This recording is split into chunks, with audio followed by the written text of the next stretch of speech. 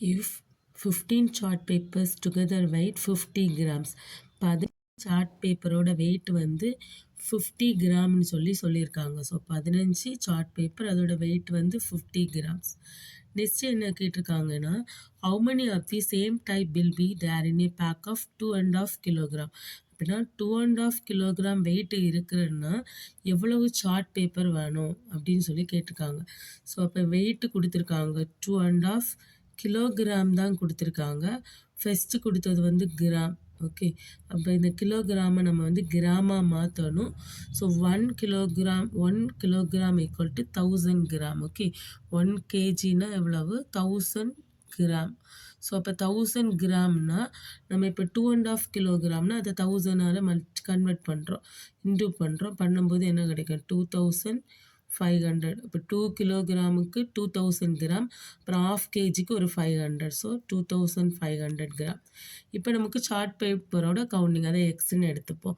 இப்போ என்னென்னா வெயிட் நமக்கு ரெண்டுலேயும் தெரியும். ஃபஸ்ட்டு 50 கிராம் இருந்துச்சு, இப்போ 2500 கிராம் இருக்குது. அப்போ வெயிட் என்ன ஆகியிருக்கு? இன்க்ரீஸ் ஆகியிருக்கு.